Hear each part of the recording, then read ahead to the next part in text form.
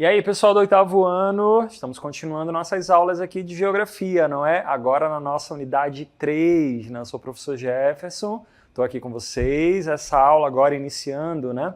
Esses primeiros momentos, vendo novos assuntos aqui ao longo das nossas aulas de geografia, é na aula 22, né? O objeto de conhecimento é esse aí, os diferentes contextos e os meios técnico e tecnológico na produção. Pessoal, nessa aula agora a gente vai continuar falando sobre produção econômica, sobre crescimento econômico, como é que está organizada a economia aí de determinados países, né? Como é que são esses processos aí na produção das coisas, tanto no campo quanto na cidade. É isso que a gente vai ver ao longo desta aula, que está dentro da unidade 3, que trata exatamente sobre esses assuntos, como é que, né, as riquezas vão sendo organizadas, como é que as riquezas vão sendo produzidas aí, as mercadorias em geral, ao longo do mundo todo. Vamos lá para a nossa aula.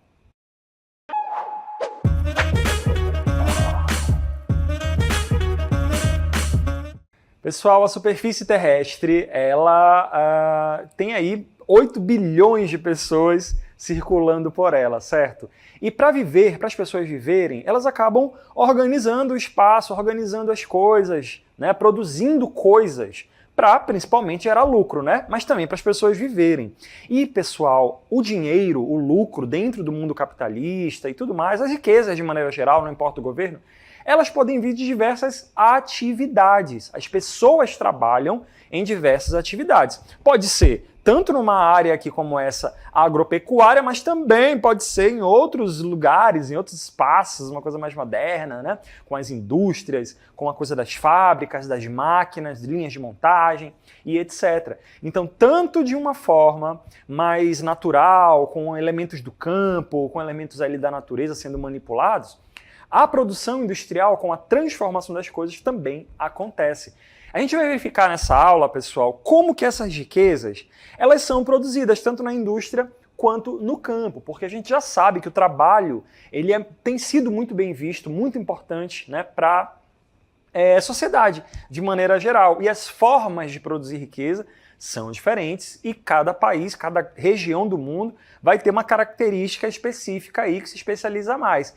Nós estamos no oitavo ano, a gente está falando muito sobre a América, não é mesmo? Essa parte mais nossa aqui, né, do continente americano. A gente vai iniciar, pessoal, falando sobre a produção no campo dentro da América anglo-saxônica, que não é a gente aqui, né? É Estados Unidos, Canadá, né? Enfim, os países que estão mais ligados ali à questão do Reino Unido, né? A gente vai começar verificando agora aí que quando a gente fala de produção agropecuária, a gente está falando de quê? A gente está falando de agricultura, que é a produção das plantações em geral, e da pecuária, que é a criação de animais para o abate para poder tirar a carne e comer, né?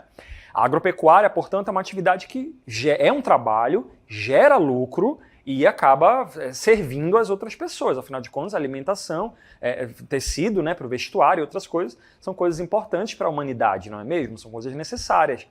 E quando a gente fala de Estados Unidos e Canadá, principalmente, pessoal, que é o que a gente chama de América Anglo-Saxônica, a gente está falando ali que a forma que eles produzem as coisas é de maneira muito desenvolvida, com técnicas muito modernas, seleção de sementes, uso de fertilizantes super modernos, agrotóxicos também vão ajudar a não deixar ervas daninhas chegarem lá naquelas plantações e prejudicar a plantação, né?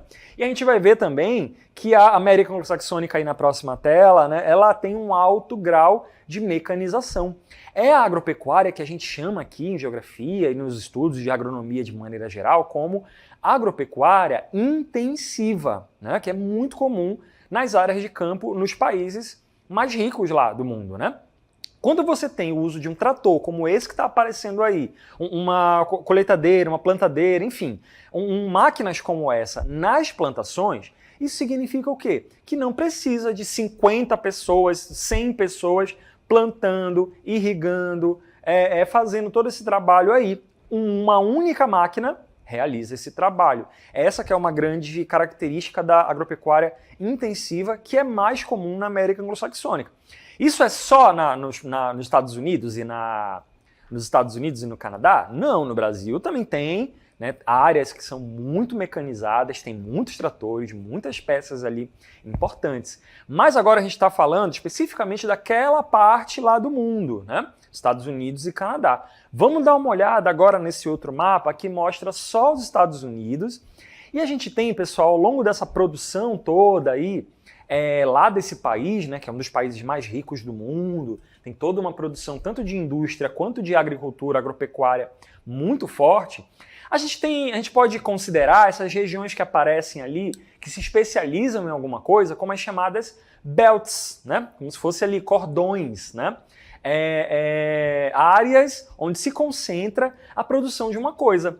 A gente tem, por exemplo, o Wheat Belt, né, que é especialista ali em trigo, produção de trigo, tá bem aqui em amarelo, essa parte mais central dos Estados Unidos. Tem também a do algodão, né?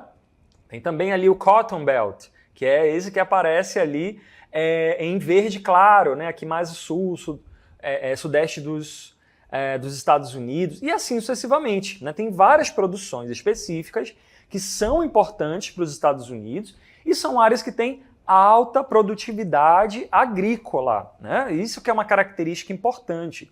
A gente está falando aqui de produção de coisas que vêm do campo para gerar dinheiro, né? Exatamente essa que é uma característica da agropecuária nos países desenvolvidos e nas áreas ali dos Estados Unidos também, no Canadá também funciona da mesma forma, em muitas partes do Brasil também isso acontece, né?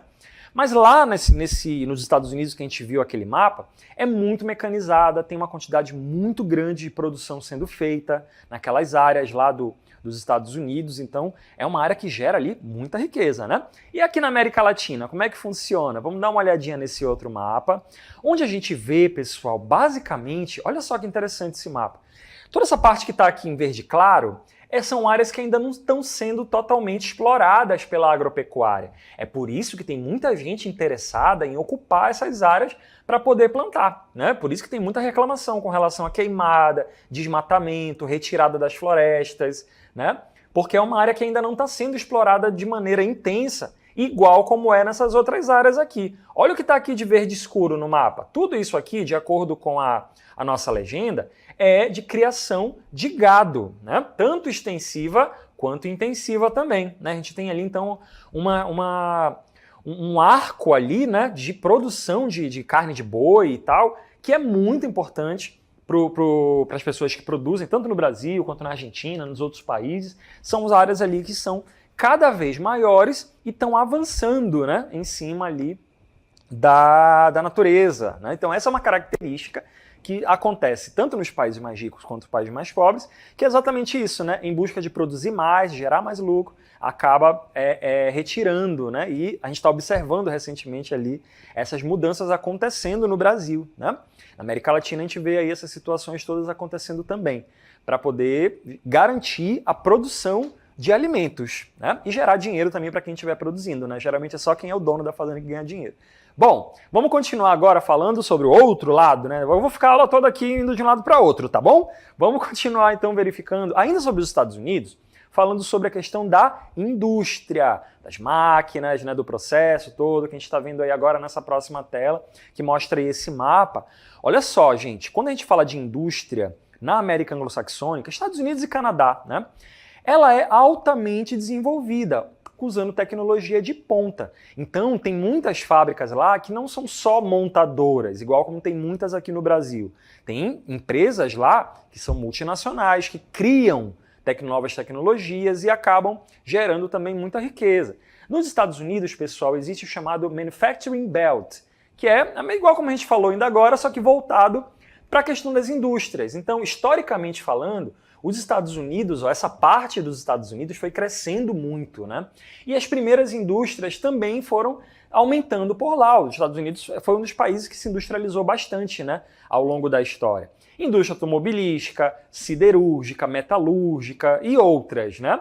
Essa que está aparecendo em amarelo aqui é o chamado Sunbelt, que são as indústrias que foram chegando nos Estados Unidos depois. A gente vai falar sobre essa área aqui dos Estados Unidos daqui a pouquinho, né, que é a área da Califórnia, mas esse sul dos Estados Unidos foi crescendo cada vez mais. Então as fábricas elas não ficam só ali onde está em vermelho. Elas também aparecem, né, onde está ali em amarelo. Elas foram se expandindo ao longo do tempo. Não significa que a indústria nos Estados Unidos não existe mais, significa que houve uma mudança ali na produção industrial. Essa área que está de vermelho, ela é mais tradicional, inclusive algumas áreas fecharam ali nos Estados Unidos ao longo dos anos. Por quê? Porque as fábricas foram se instalando em outros lugares desse país. No Brasil isso também está acontecendo mais ou menos, né? Mas os Estados Unidos têm essa característica de ter indústrias há muito mais tempo do que no Brasil, né? Então a Manufacturing Belt, essa que está ali em vermelho, e que está em amarelo,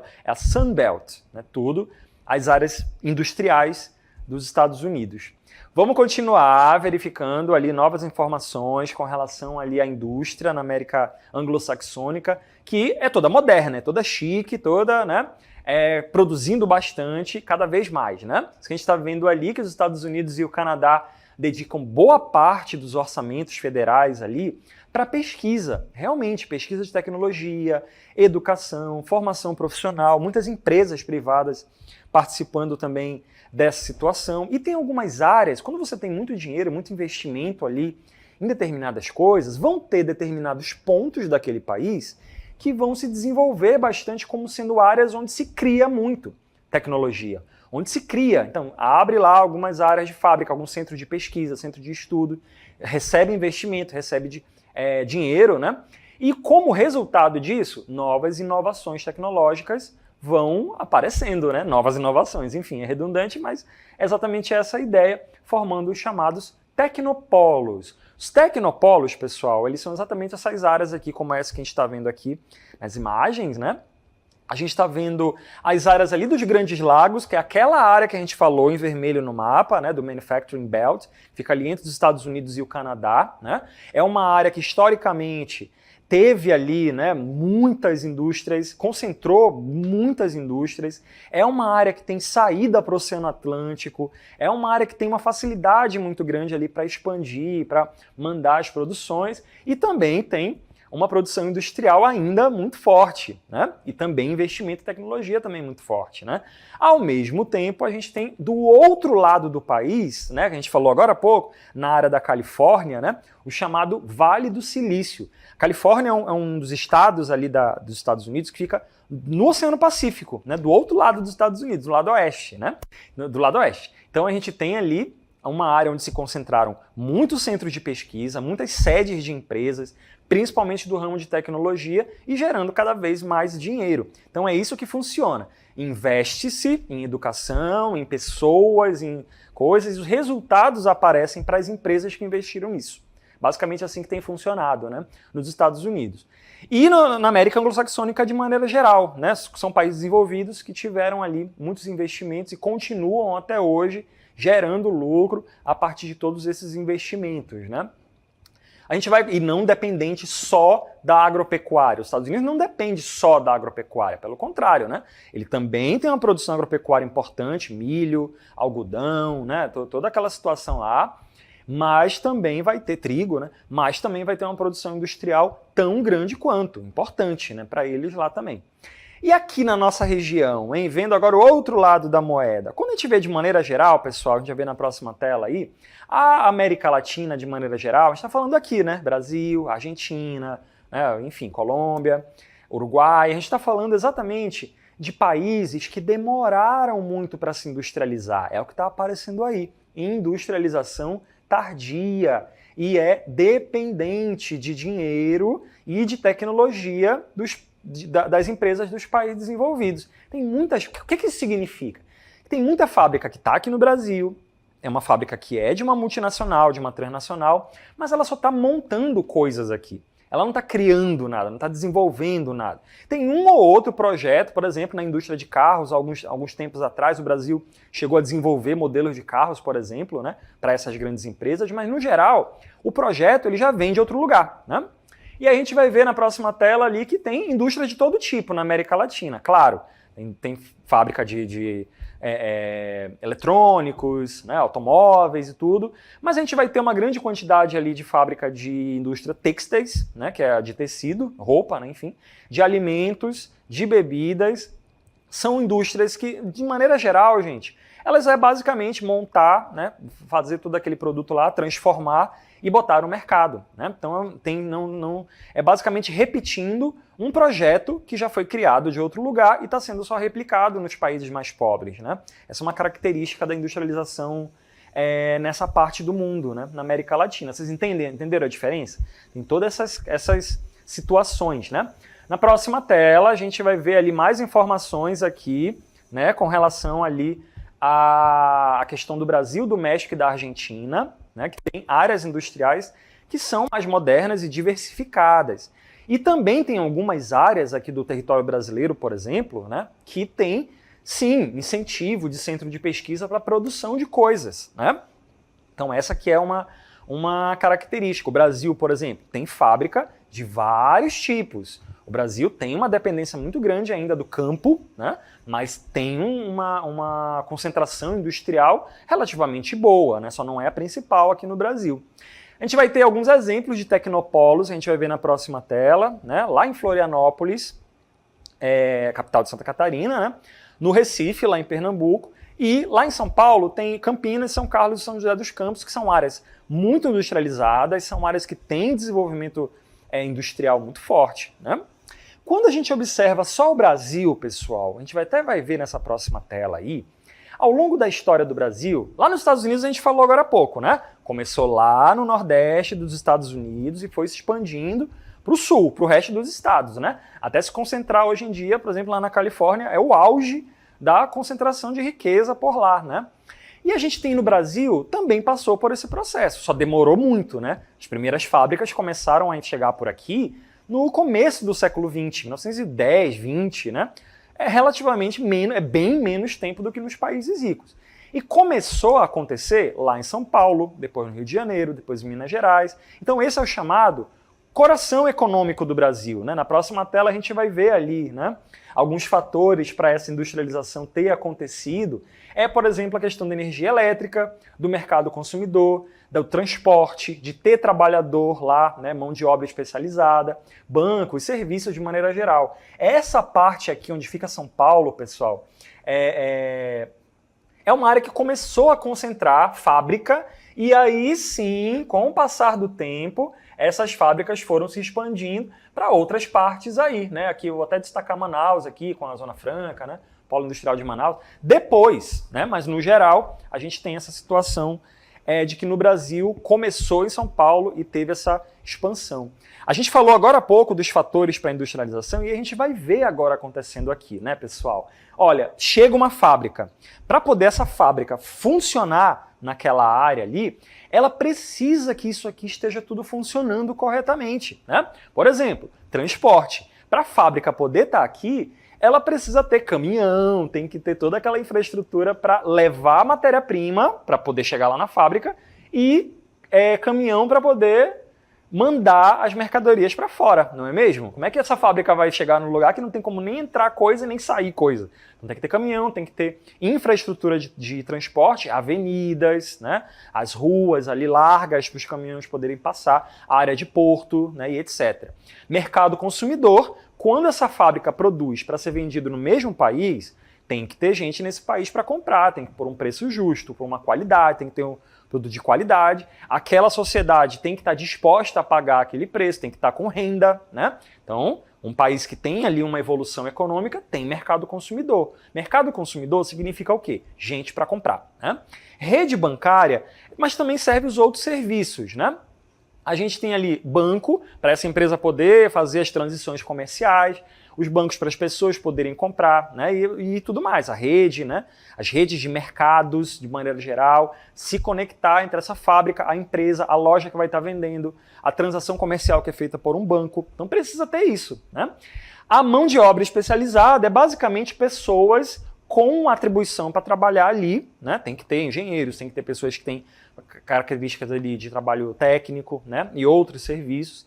E a rede elétrica também, assim como o transporte, tem que ter energia elétrica para aquela empresa poder funcionar. Então são alguns elementos que fazem com que permitem com que uma fábrica esteja presente, né? Tem essa característica. Tem outros fatores também que fazem uma empresa escolher aquele lugar para estar ali presente, mas também está relacionado com incentivo econômico, com política, vários outros fatores relacionados a isso. Mas esses aqui, eles fazem aquela empresa funcionar, né, de maneira ali funcional, né? Nesse próximo gráfico a gente vai ver como São Paulo é importante, né? Entre São Paulo, Minas Gerais e Rio de Janeiro, São Paulo ocupa ali quase 40% da produção na indústria de transformação do Brasil. Então, São Paulo ainda está em amarelo aí no gráfico, né? Ainda tem muita fábrica que produz muita coisa, né? Olha lá, Minas Gerais em segundo lugar, 9%, quase 10%, não é nada, né, comparado a São Paulo. E os outros estados ali, todos os outros estados do Brasil não têm uma porcentagem tão relevante, né, que possa aparecer aí nesse gráfico. Quando a gente fala, por exemplo, na questão de emprego, que a gente vai ver na próxima tela, né, a concentração ali das indústrias lá no Sudeste desde o começo, aumentou, por exemplo, a oferta de empregos. Por isso que muita gente foi morar em São Paulo, né, no século passado para conseguir trabalho, né, nas construções e nos empregos, inclusive, né, com o que foi acontecendo depois, urbanização, criação de parques científicos e etc. Quando a gente vê a quantidade de pessoas empregadas, vamos dar uma olhada de novo nesse outro gráfico, São Paulo também tem uma importância muito grande, né? É muita gente empregada nessas áreas. Então tem ali, Minas Gerais também com uma participação grande, né? Rio de Janeiro também, são as três, né? Os três ali grandes do Brasil e todos os outros 23 estados do Brasil, né, e o Distrito Federal concentrando ali, né, todos juntos. Não tem uma porcentagem relevante, né, com relação a isso. O Brasil tem uma importância grande para a indústria, a indústria é importante para o território brasileiro, mas agora eu quero trazer para vocês a nossa querida, pela primeira vez aqui estreando nas aulas de geografia, ela, a diva, nossa querida Cunha Tan, olha aí, bem-vinda, né? Olha aí, ela aí, né? O Coruminho tá de férias, tá? Tirou umas férias, estudou demais, ele ficou muito cansado, muito estressado, né? Cunha Tan, Brasil tem uma industrialização ali. Mas a América Latina, de maneira geral, também tem esses exemplos, né? Cunha Tan vai trazer informações sobre o México, não é mesmo? Vamos lá, o que ela vai falar pra gente aí? Com você, Cunha Tan. Oi, gente! Vocês já sabem onde fica o México, né? As principais cidades desse país ficam na parte central do território, pertinho da capital, que se chama Cidade do México mesmo. A urbanização por lá aconteceu de um jeito bem parecido com o Brasil, com o que a gente conhece como industrialização tardia, ou seja, que demorou mais para acontecer, enquanto os países desenvolvidos já eram industrializados. Quando as indústrias começaram a aparecer, muitas pessoas que moravam no campo acabaram migrando para as cidades, com o objetivo de encontrar trabalho e melhores condições de vida, que é o que todo mundo sempre procura, não é mesmo? Além da industrialização, a modernização do campo, que aconteceu nas décadas seguintes, ajudou no chamado êxodo rural no México, que é exatamente essa mudança das pessoas do campo para a cidade. As mudanças técnicas que acontecem o tempo todo, como o uso cada vez maior de máquinas da produção, acabaram aumentando a quantidade de coisas que eram produzidas no campo. E isso acabou fazendo quem trabalhava no campo ter que ir para uma cidade trabalhar com outras coisas. Para vocês terem uma ideia, lá na década de 1960, por exemplo, a zona rural abrigava 92% da população. Mas, hoje em dia, já são mais de 100 milhões de mexicanos que vivem em cidades, cerca de 83% da população do país.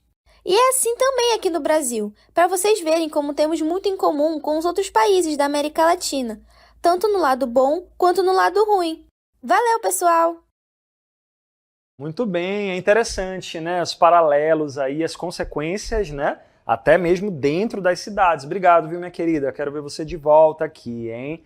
Vamos continuar verificando mais informações. Pessoal, a Cunha Tan trouxe aqui o México, a gente falou sobre a América Anglo-Saxônica, falamos sobre o Brasil. Agora a gente vai falar sobre um outro ponto do mundo. Se a gente aqui, no Brasil, na América Latina de maneira geral, tem uma série de dificuldades ainda, né, com relação à economia, né, com relação ali à produção das coisas, enquanto lá na América Anglo-Saxônica está tudo muito desenvolvido, né?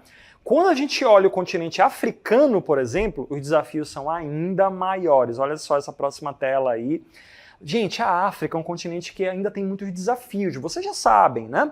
A participação do continente africano na economia mundial, ela ainda é muito baixa.